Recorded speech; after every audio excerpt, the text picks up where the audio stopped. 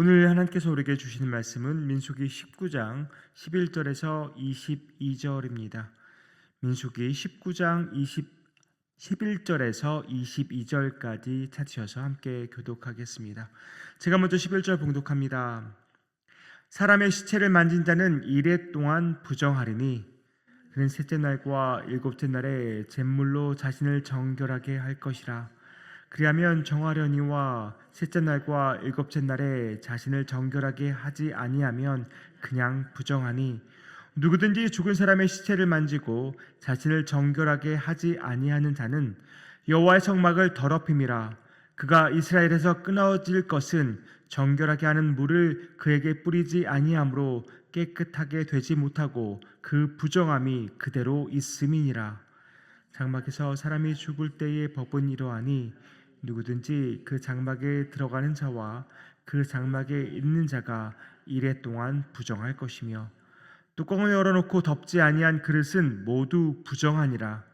누구든지 들에서 칼에 죽은 자나 시체나 사람의 뼈나 무덤을 만졌으면 이레 동안 부정하리니, 그 부정한 자를 위하여 죄를 깨끗하게 하려고 불사른 재를 가져다가 흐르는 물과 함께 그릇에 담고, 정결한 자가 우슬초를 가져다가 그 물을 찍어 장막과 그 모든 기구와 거기 있는 사람들에게 뿌리고, 또 뼈나 죽음을 당한 자나 시체나 무덤을 반 자에게 뿌리되, 그 정결한 자가 셋째 날과 일곱째 날에 그 부정한 자에게 뿌려서 일곱째 날에 그를 정결하게 할 것이며, 그는 자기 옷을 빨고 물로 몸을 씻을 것이라. 저녁이면 정결하리라. 사람이 부정하고도 자신을 정결하게 하지 아니하면 여호와의 성소를 더럽힘이니, 그러므로 회중 가운데에서 끊어질 것이니라. 그는 정결하게 하는 물로 뿌림을 받지 아니하였은즉 부정하니라.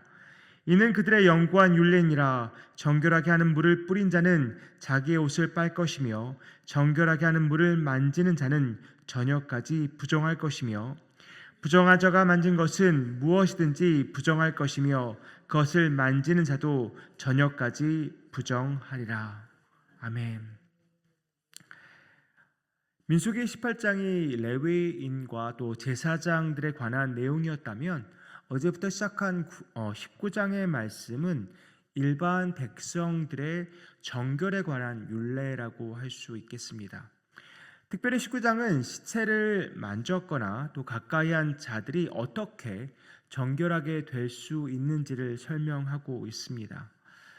어제 본문 1절부터 10절까지를 살펴보면 정결하게 하는 그 재를 만드는 방법을 설명하고 있습니다. 여호와께서 모세와 아론에게 말씀하시죠. 이스라엘 자손에게 흠이 없고 아직 멍에 매지 아니한 붉은 암송아지를 끌고 오게 하셔서 그것을 제 엘르아살에게 주게 하십니다. 엘르아살은 그것을 또 그 붉은 암송아지를 진영 밖으로 끌어내어서 잡습니다. 그리고는 그 피를 손가락에 찍어서 회막 앞을 향하여 7번 뿌리고는 그 암소를 불살라야 했습니다. 그리고 나서 정결한 자가 붉은 암송아지의 채를 부정을 씻는 물을 위해 간직하도록 했습니다. 이것이 어제 본문이 설명하고 있는 내용입니다. 이제 오늘 본문에서는 정결하게 하는 잿물을 가지고 어떻게 정결하게 될 수 있는지 그 절차를 설명하고 있습니다. 아까 설명한 것처럼 19장은 시체와 관련하여 부정하게 된 사람들이 어떻게 정결하게 될 수 있는지를 말하고 있습니다. 내용을 보니까 어떤 사람들이 부정하게 됩니까? 11절에 보면 사람의 시체를 만진 자가 부정하게 되고, 14절에 보니까 장막에서 사람이 죽었을 때 장막에 들어간 자, 그리고 또 그 장막에 있었던 자도 마찬가지죠. 또 16절에 보면 들에서 칼에 죽은 자나 시체나 사람의 뼈나 무덤을 만진 자가 부정하게 된다고 말합니다. 그런데 이 부정하게 된 자들이 정결하게 되지 않는다면 어떠한 결과가 나옵니까?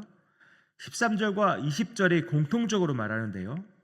성소를 더럽히게 되기 때문에 회중 가운데서 끊어지게 될 것이라고 말씀합니다. 그러면 이렇게 부정하게 된 자들이 어떻게 정결하게 될 수 있습니까?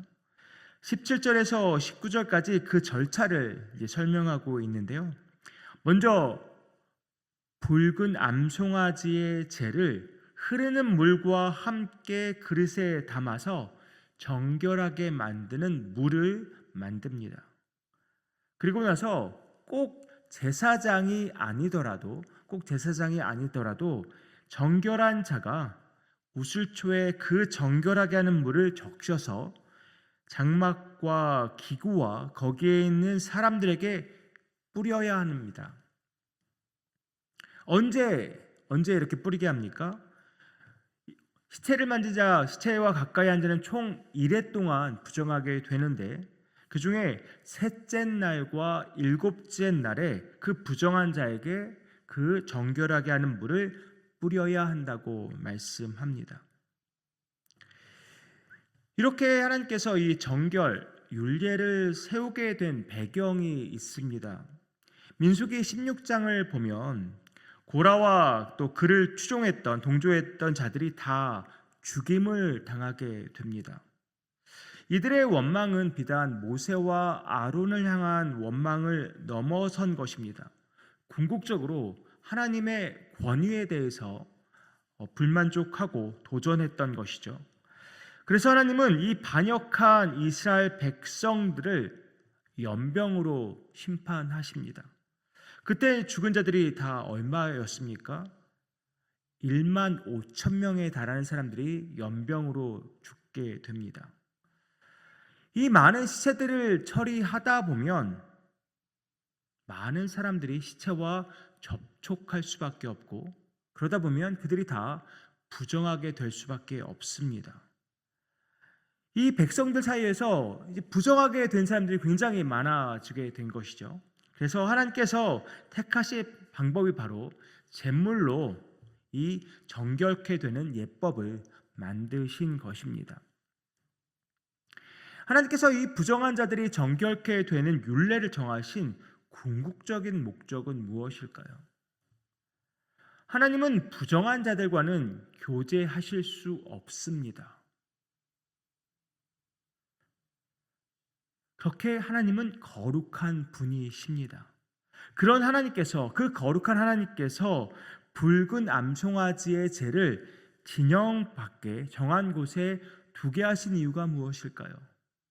그리고 꼭 제사장이 아니어도 정결한 자라면 누구나 정결하게 하는 물로 그 부정한 자들을 정결케 이렇게 허락하신 이유가 무엇일까요? 물론 금방 말씀드렸던 것처럼 그 배경적으로 수많은 부정한 자들이 만연해 있던 상황이었기 때문에 그렇게 그 길을 열어 놓으신 것이죠.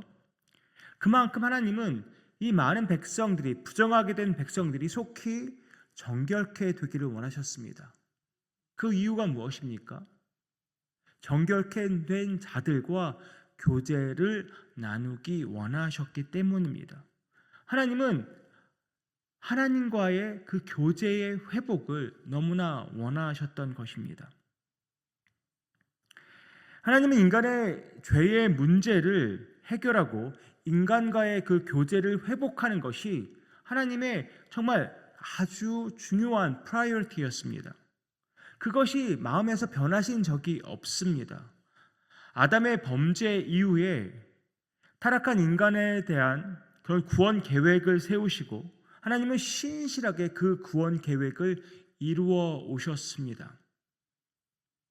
구약시대 수많은 번제를 통해서 또 오늘 본문처럼 붉은 암송아지의 재를 또 제물로 만들어서 이스라엘 백성들의 그 부정함을 깨끗하게 했던 것, 모든 것들이 다 하나님은 교제의 회복을 위해서 그렇게 하신 것입니다. 그 죄로 인해 단절됐던 하나님과의 그 교제의 회복을 하나님은 정말로 원하셨던 것입니다. 우리가 너무나도 잘 아는 것처럼 구약시대 수많은 제사와 오늘의 그런 제물 의식도 예수 그리스도의 피 흘리심의 예표일 뿐이고 그림자일 뿐입니다. 구약의 모든 제사는 불완전했지만 예수 그리스도의 피 흘리심과 죽으심은 인간의 모든 죄를 단번에 영원히 그리고 완전하게 사하셨습니다. 그렇다면 이렇게 예수님의 피 흘리심과 죽으심으로 죄사함을 받은 정결케 된 우리가 해야 할 일은 무엇이겠습니까? 먼저 히브리서 9장 13절과 14절에 이렇게 말씀합니다. 염소와 황소의 피와 및 암송아지의 죄를 부정한 자에게 뿌려 그 육체를 정결하게 하여 거룩하게 하거든 하물며 영원하신 성령으로 말미암아 흠없는 자기를 하나님께 드린 그리스도의 피가 어찌 너희 양심을 죽은 행실에서 깨끗하게 하고 살아계신 하나님을 섬기게 하지 못하겠느냐. 예수를 구주로 영접한 우리 모두는 그리스도의 피로 정결케 되었습니다. 하나님께서 하나님과의 교제를 위해서 잿물을 뿌리게 하셨는데 또 궁극적으로 또 무엇을 우리를 위해서 또 하셨습니까? 온전한 교제의 회복을 위해서 그리스도께서 십자가에서 피 흘려 죽게 하셨습니다. 오늘 본문의 백성을 위해서 하나님은 잿물을 뿌려서 그들로 정결케 하시고 하나님과의 교제를 회복케 하셨습니다. 또 하나님은 인류의 모든 인간들을 위해서 예수 그리스도를 십자가에 달려 피 흘려 죽게 하심으로 하나님과의 교제 회복의 장을 활짝 열어 놓으셨습니다. 이제 우리가 할 일은 또 이미 정결케 되고 구원받은 우리가 할 일은 하나님 앞으로 담대히 나아가서 참 교제, 친밀한 교제를 나누는 것입니다. 이것이 우리가 구원받은 이유입니다. 이것이 우리가 구원받은 이유입니다. 그래서 히브리서 10장 19절부터 22절에서도 예수의 피를 힘입어 성소에 들어갈 담력을 얻었다면 이렇게 하라고 말씀하십니다. 우리가 마음의 뿌림을 받아 악한 양심으로부터 벗어나고 몸은 맑은 물로 씻음을 받았으니 참 마음과 온전한 믿음으로 하나님께 나아가자. 참 마음과 온전한 믿음으로 하나님께 나아가자. 그래도 이 자리에 오신 분들이라면 상대적으로 다른 분들보다 더 하나님께 나아가려고 애쓰는 분들이라고 믿습니다. 그러니만큼 더욱더 하나님의 음성에 귀 기울이는 우리가 되기를 소망합니다. 물론 나의 간절한 바람과 기대를 올려드리는 시간도 되어야겠지만 하나님의 세밀한 음성을 들을 수 있는 시간이 되었으면 참 좋겠습니다. 나의 목소리가 너무나 커서 하나님의 그 세밀한 음성을 듣지 못하는 일이 없기를 소망합니다. 하나님의 말씀을 대할 때마다 주님의 그 풍성하신 뜻을 깨달을 수 있는 저와 여러분 되기를 소망합니다. 기도의 자리에 나아갈 때마다 주님의 마음을 느낄 수 있는 우리 모두가 되기를 소망합니다. 예수 그리스도의 피로 정결케 된 우리 더욱더 주님 앞으로 나아갈 수 있기를 소망합니다. 주님의 그 귀한 음성을 듣고 주님의 그 풍성한 마음과 그 뜻을 깨닫고, 그래서 주님이 원하시는 삶을 믿음으로 살아가는 저와 여러분 되기를 간절히 축복합니다. 기도하겠습니다. 아버지 하나님, 붉은 암송아지의 잿물을 만들어서 부정하게 된 모든 자들이 정결케 되기를 원하셨던 하나님, 그렇게 하나님과의 교제를 회복하기 원하셨던 하나님, 예수 그리스도를 이 땅에 보내주셔서 십자가에서 피 흘려 죽게 하심으로 모든 인간들과 교제 회복을 원하셨던 하나님, 우리가 예수 그리스도의 피로 구원받았고 정결케 된 것을 다시 한번 고백합니다. 그렇게 정결케 된 우리 주님 앞으로 더욱더 나아가기 원합니다. 더욱더 나아가서 친밀한 교제를 나누며 주님의 그 세밀한 음성을 듣고 신실함으로 반응할 수 있는 정결하고 거룩하고 믿음 충만한 우리 되기 원합니다. 주여 함께하여 주시옵소서. 이 모든 말씀 예수 그리스도의 이름으로 기도하옵나이다. 아멘.